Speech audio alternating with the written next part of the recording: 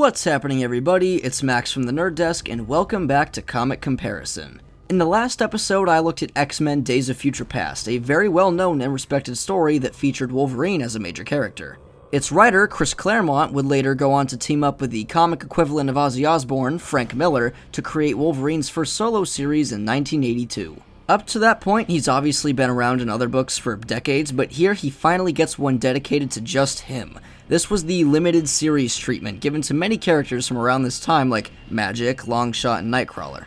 The book sees Logan take off to Japan in order to save his true love from an arranged marriage. It's a simple but otherwise very compelling story, and Japanese culture has since become a big part of the character. The Wolverine from 2013 even took a lot of inspiration from the story, using some of the same characters and a few plot details. But just 2 years earlier, in 2011, the book was adapted more directly as an anime series titled just Wolverine. It was one of the several Marvel anime projects produced by Madhouse Animation, including series for Iron Man, Blade, and the X-Men, with Wolverine actually appearing in all of them, so this is kind of its own connected universe, which is cool. Kinda like that Lionsgate partnership that gave us Planet Hulk. If you want a video breaking down all of the Marvel anime projects, Godzilla Mendoza made a huge project on them, diving into almost every aspect. I'd highly recommend it. So, it looks like today will be my first non-movie comparison, which is pretty cool, but unfortunately it's off to a rocky start. What? See, while I did watch the entire show, in fact I had to buy it for this video, I own it, I could only find usable footage of the first 4 episodes online. Funny enough, the comic is only 4 issues long, so I'll start by comparing episode 1 to issue 1, then episode 2 to issue 2, and so on. Then I'll try my best to explain the rest of the series, because I will say it goes in some very interesting directions in the second half. But you can't do this to me. I'm sorry guys, I know this comparison will be a bit weird, but honestly, I've still been looking forward to it. Wolverine is one of my favorite superheroes of all time, easily in the top 5, and this is one of the few times where I didn't need to go out and buy the comic. I've owned this one for years. Anyways, I've been stalling for long enough, so let's get started. You shut up!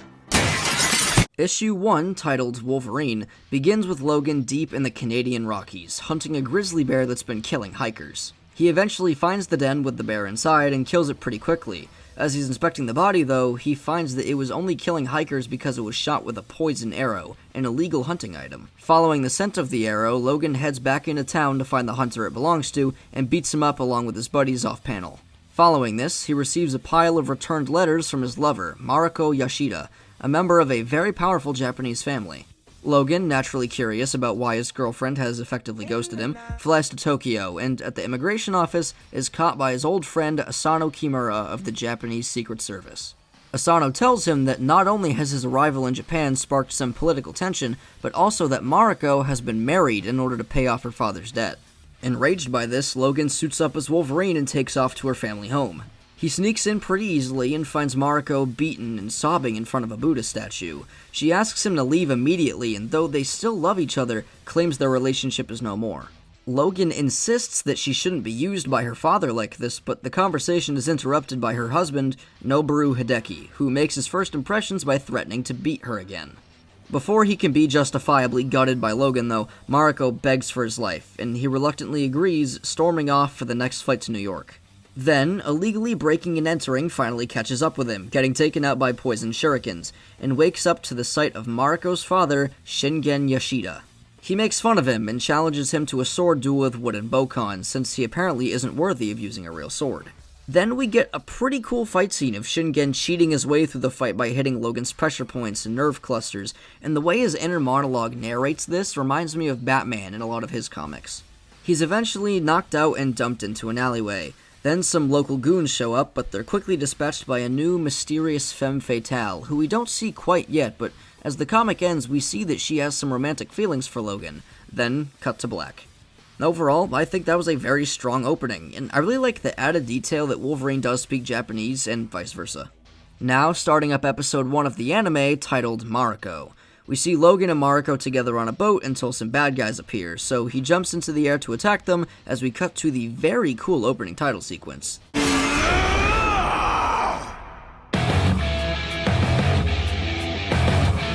This song absolutely rips.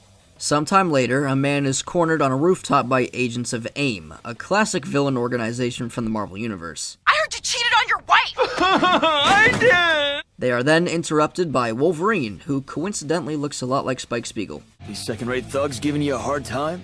Say the word and I'll put them down for you. There's a pretty decent fight scene, then Asano and Logan head to the bar for a drink.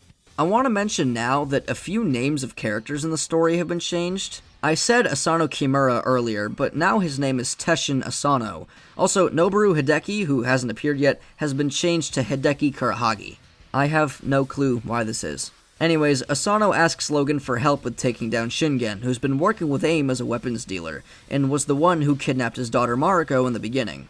And here, she's engaged to Hideki, instead of the wedding happening before the story starts. He agrees to help, so they fly off to Japan. In the next scene, Logan sneaks into Shingen's house while Asano and his team watch him from a van. He soon spots Mariko on the terrace outside, but when things seem like they're going too well, Shingen spots him and we get another fight scene against some goons.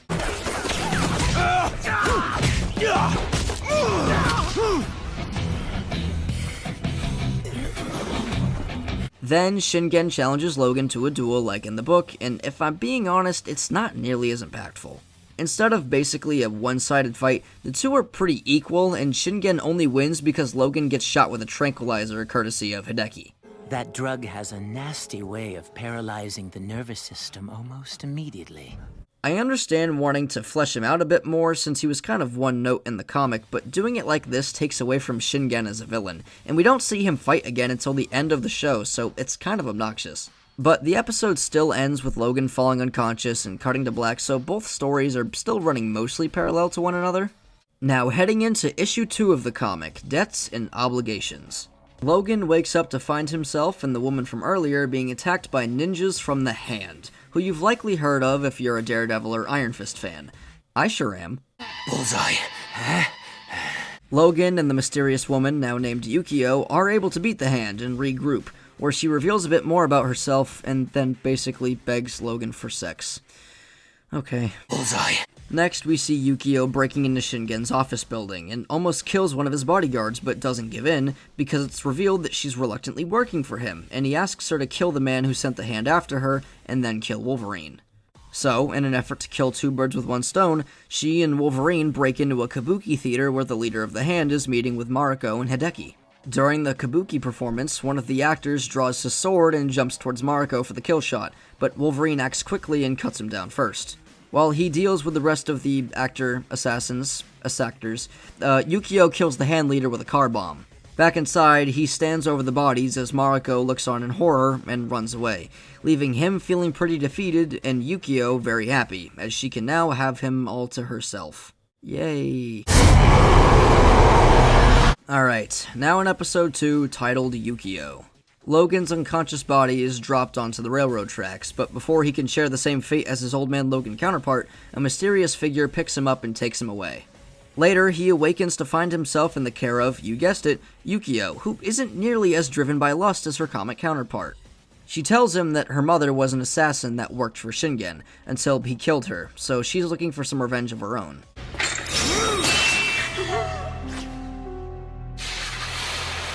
Logan then uses his top-secret Kindle to figure out where Asano is to regroup. When they arrive at his coordinates, they find his dead body, stabbed through the heart. And before they can really investigate, the police coincidentally arrive as well, so the two have to fight their way out.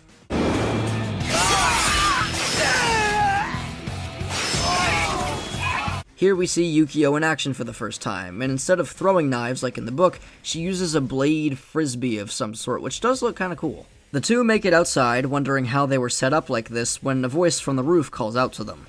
Wolverine, and from the looks of things in peak fighting form. This man then ejects an entire sword out of his arm, just like Deadpool from X-Men Origins, or an old Star Wars figure, you choose. The episode then ends as we get the man's name, Kikyo. It's Yukio Mikage. He's one of Shingen's deadliest assassins. Back to the comic, issue 3, Loss, picks up with Logan fighting a sumo wrestler in a bar, which is pretty funny, and he leaves to be met by Asano, who comes to him for help taking down a new bad guy, but Yukio proves to have too much influence over his mind, and he tells Asano to screw off. She then brings a drunken Logan to play on the railroad tracks, and then he blacks out after nearly avoiding a train. He has a pretty cool dream full of emotional allegories while Yukio kills a bunch of Shingen soldiers who were watching them earlier. Then she tries to wake Logan up, but he only mutters Mariko's name, showing that he's still in love with her, not Yukio. So she heads back home, feeling very angry, when someone with a gun walks in. Later, Logan returns to the apartment to find out that the man was Asano, who now lies dead, with one of Yukio's knives in his neck. At this moment, he realizes that Yukio is one of Shingen's agents and that she's been playing him all along. He tells her to kill him now and she won't get another chance, and then begins chasing her across the rooftops. They both end up being ambushed by the Hand once again, and while he deals with them in style, Yukio is able to escape. Logan then looks up to the sky, claiming that he is a man and not the beast Shingen thinks he is. And now, it's payback time. Moving on, episode 3 of the anime, titled Kikyo, begins with the duel between Kikyo and Logan, which is pretty cool, but then he does this weird thing with his hair that I don't quite understand, and this also happens. Let's see how fast you are. I nearly laughed myself to death when I saw this, and I don't know why. The fight takes itself onto a roof when Logan gets flung into an office building, and because of the shape of his sword and the timing of it all, thinks Kikyo is the one who killed Asano. Before he can get any real answers though, the police catch up to them, so they run away. Later, Yukio explains that there's a drug shipment for Shingen arriving tonight, which is an opportunity for both of them to do some damage. Then we cut to the drug shipment, which is being supervised by Hideki. Everything's going according to his plan until Logan and Yukio start throwing Molotov cocktails everywhere and setting stuff on fire. That's the last time you'll ever say her name. Kiss your ass goodbye, Hideki. Chaos ensues, and Logan takes out Hideki's henchman, but right as he's about to be killed, metal whips fly out of the fire and grab Logan, lifting him up into the air. And right as the episode is about to end, out steps Arkady Rosevich, aka Omega Red. I think you'd agree. Now, for those of you who aren't familiar, Omega Red is a classic Wolverine villain who has metal whips in his arms that can drain people of their life force. I've never really read any of his books, but I've always liked his design, so his appearance here is a pretty cool cliffhanger. Now we're jumping into the final issue of the comic, titled Honor. Logan ambushes one of Shingen's drug deals and tells them to send a message that he's on his way, before leaving and dismantling more of his business ventures. In the next scene, Shingen receives a note from him saying, "Tonight." Then Logan arms himself with arrows, knives, and just about every other pointy thing you could think of in preparation for the fight. At the same time, Yukio tries sneaking into the Ishida fortress but gets caught. Shingen belittles her but then lets her go so she can try to stop him and fails miserably. Then Shingen's henchmen stop responding to him on the radio. Hideki tries to take Mariko away but Logan appears from the shadows. He holds her at gunpoint but gets stabbed in the back by Yukio, who kisses Logan and asks to stay and fight. He refuses, still not forgiving her for killing Asano, so she leaves him as he steps up for his next duel with Shingen. This rematch, now using real blades, is just as good as the first, with some great looking panels. These final two especially are probably my favorite. In the end, Logan kills Shingen, rekindles his love with Mariko, and on the final page, we see that the rest of the X-Men have been invited to their wedding, which is a really sweet ending. Actually, the story still gets a follow-up in the mainline X-Men books. It involves the whole team, brings Yukio back, for better or worse, and has Viper and Silver Samurai on the villain's side, which was clearly another inspiration for the Wolverine given their appearance in that film. Overall, I am very satisfied with this book. It's got fun action, but more importantly, a great journey for Logan that makes you like him even more than you already did. But now, we're heading into episode 4 of the anime, Omega Red, who continues to fight Logan now, but in between that are flashbacks to when they first met. Basically, S.H.I.E.L.D. sent Logan into a Russian base to retrieve a synthesizer that Omega Red needed to keep his body stable since his metal whips are radioactive and without it he feels extreme pain. He breaks into the base and steals it just fine, but on his way out he runs into Omega and they fight.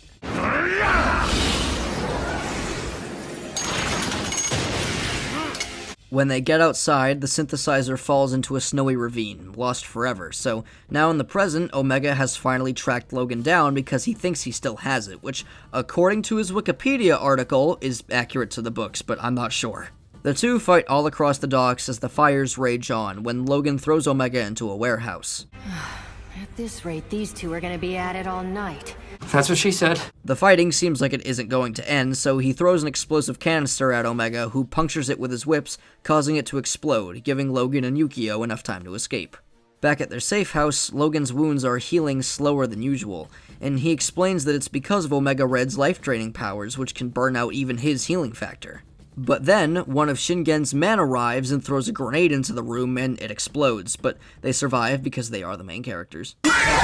Logan takes out the assassin Looney Tunes style, but suddenly Omega Red breaks through the wall and pins him down on the catwalk. Yeah, on the catwalk. On the catwalk, yeah. Right said Fred jokes aside, this is where the episode ends, which means it's time for me to tell you about the rest of the show.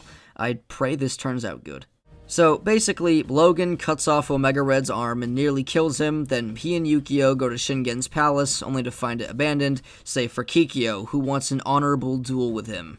But before that can happen, AIM somehow patches Omega Red back up again and drops him in, so Logan actually kills him this time. Then they discover that the bad guys have taken Mariko to Madripoor, which is an island in the Marvel Universe home to a huge number of murderers, thieves, and just about any criminal you can think of.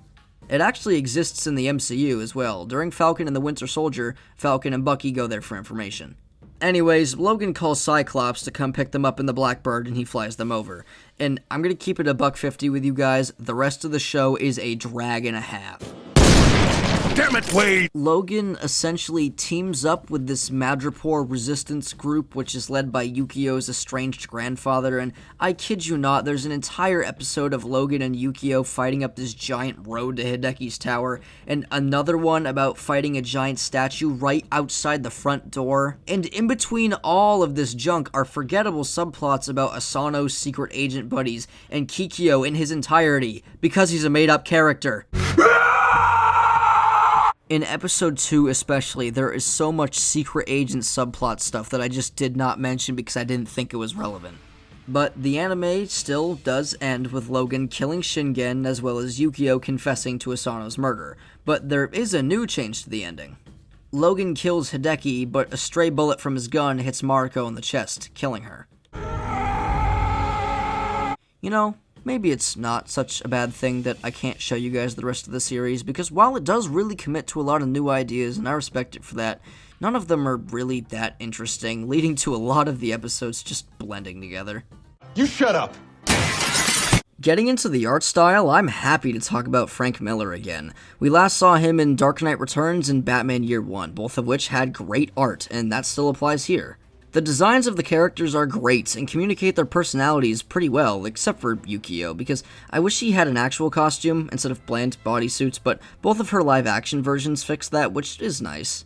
The best part, in my opinion, though, is honestly the lighting. The way that light sources reflect on people and cast shadows looks really cool, so points to the inkers and colorists that made those come to life. As for the animation side, most of the action looked pretty smooth and nothing was ever that hard to follow. Some of the character designs were pretty bland, but a few were actually cool, especially Omega Red. It gives off this Frankenstein kind of vibe, which makes sense because AIM is keeping him stitched up with machinery and stuff like that. Now, getting into the voice cast, Wolverine is voiced by Milo Ventimiglia, known for stuff like This Is Us and Gilmore Girls. He's certainly a different take on Wolverine than the versions from before and even from the time, but he is trying, and it grew on me a little bit as the series went on. What's up, pal? Welcome to New York. Yukio is voiced by Kate Higgins, who played Scarlet Witch and Wolverine in the X-Men, and she does a pretty good job.